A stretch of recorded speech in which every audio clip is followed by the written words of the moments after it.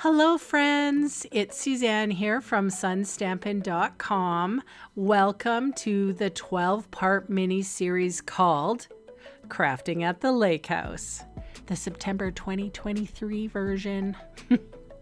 In this mini-series, I am going to demonstrate 12 projects plus 3, yes, you heard it right, 3 bonus projects that were designed for these attendees.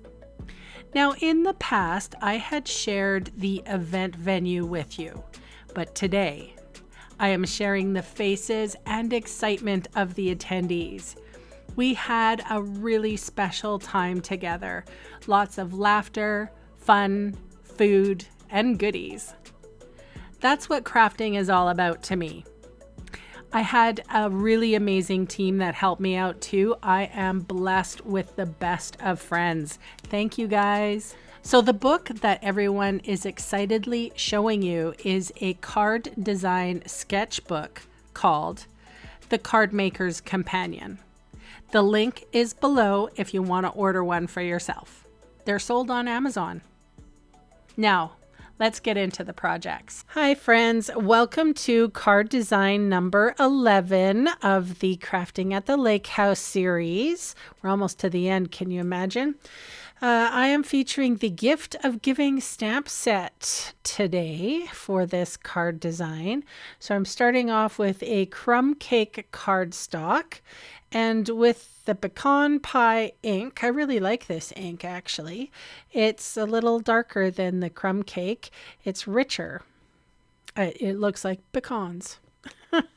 All right, so I'm inking up this star stamp, and I gotta say, whoever invented this star stamp or whoever designed it, it was perfect to go around the cardstock just like this.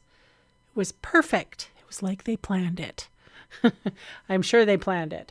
Anyway, so I'm setting that aside. And then I am using, let me see, it's the Real Red and Burlap Ribbon Combo Pack. I'm just using the burlap ribbon, but I'm also using the Baker's Twine Essentials. 2 hours later. And I gotta say, it did take me a while getting that ribbon all situated, but the way I liked it. All right, so here's a little piece of basic white card, and I am inking up the stamp with black StazOn ink, which is black, or the black StazOn ink.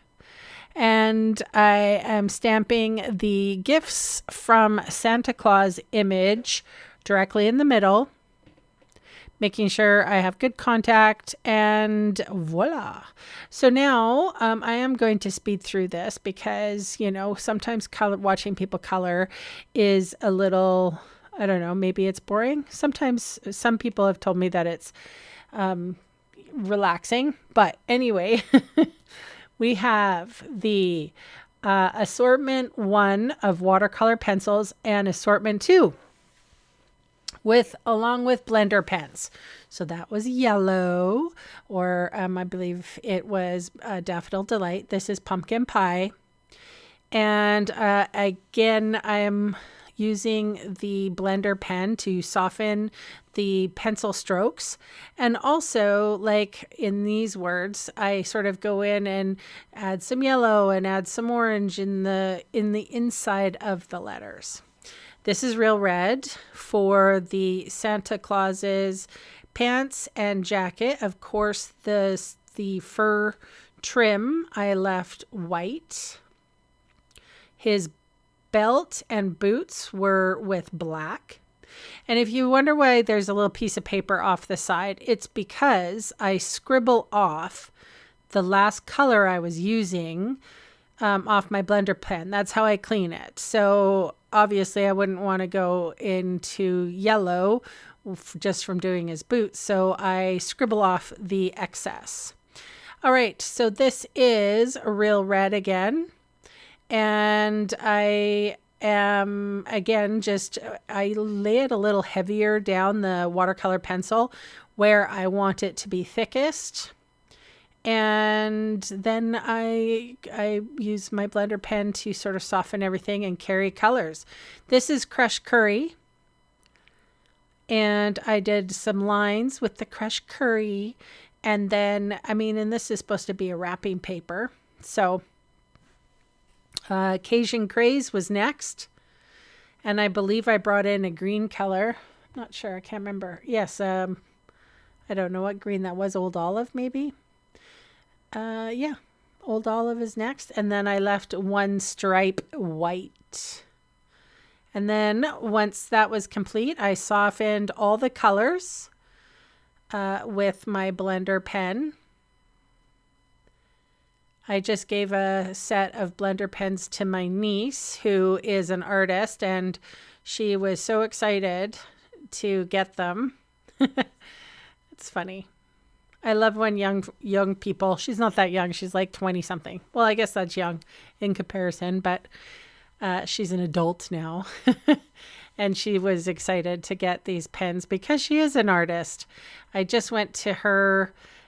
She had a class, or no, she had a booth at a winter festival. She was selling dream catchers and little earrings that she made out of, they look like little gnomes. Oh my gosh. She actually did quite well. She earned herself about $600+ Canadian. So she was really excited. All right. As I went in there with, I think that was Granny Apple Green. Trying not to, I'm trying to soften those pencil lines. And then this is the last color. I think this was Balmy Blue. I'm not sure. I just grabbed the colors that I wanted them. I know that y'all are going to, do your own colors, but this is what I did.